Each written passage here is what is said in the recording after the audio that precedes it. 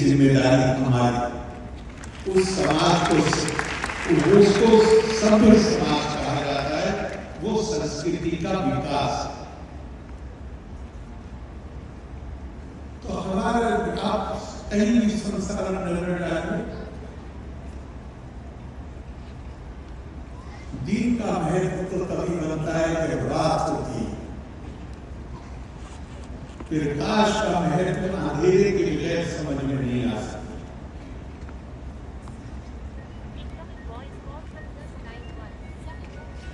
जो भी हम खाना खाते हैं उसका महत्व भूख के बगैर समझ में नहीं आ सकता। प्यास के बगैर पानी अमृत का दर्जा रखता है, ये बात समझ में नहीं आ सकती।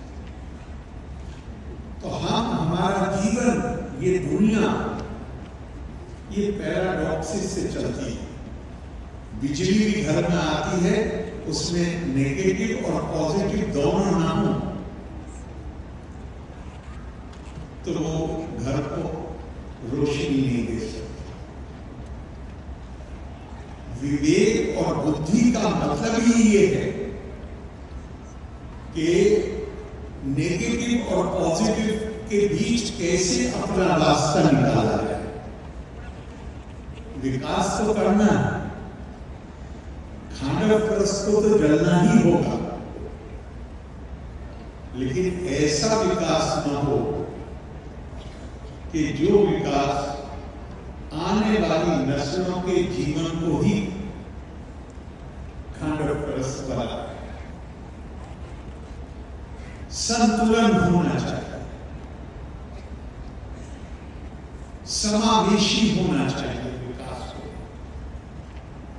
और हमारे यहाँ कहा गया कि श्रीमद् भगवद गीता के लिए कि हमारी भारत का जितने वेद हैं, शास्त्र हैं, जो भी हमारी किताबें, उसका निचोड़ श्रीमद् भगवद गीता।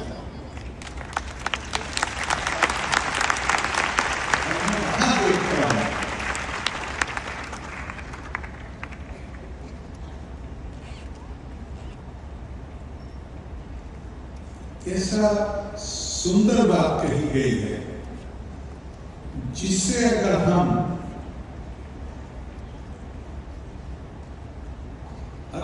उससे उसकी समझ को पैदा कर लें अपने अंदर, तो फिर हम सुनिश्चित करेंगे कि विकास और प्रगति जरूरी है, लेकिन प्रकृति का संरक्षण और संवर्धन भी जरूरी है। एक शब्द बार बार प्रयोग होता है, गीता में भी बहुत प्रयोग हुआ है, देव, देवास। व्याख्याकारों ने कहा है कि देव व्यक्ति नहीं, प्रकृति की शक्तियों को देव कहा गया, फोर्सेस ऑफ नेचर। तो श्रीमद् भगवद गीता में कहा गया,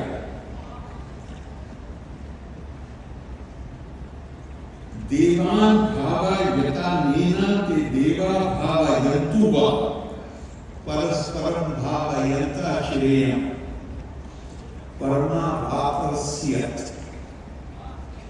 तो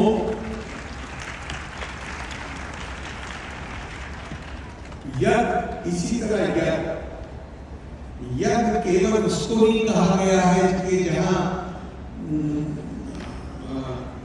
आहुति अग्नि है और आहुति दी जाए। आपका जो पुरुषार्थ है, जो मेहनत आप करते हैं किसी अच्छे लक्ष्य की प्राप्ति के लिए, उसके लिए भी यज्ञ की ही संज्ञा का प्रयोग किया गया है हमारे शास्त्र। तो कहा गया कि तुम जो मेहनत करते हो, मतलब मैं अब से जो व्याख्या में देवों को कहा गया फोर्सेस ऑफ नेचर, प्रकृति की विभिन्न शक्तियां, तो तुम अपनी मेहनत से जो उनको नियंत्रण में लाना चाहते हो, तो फिर वो फोर्सेस ऑफ नेचर तुम्हें उसके फल देती हैं।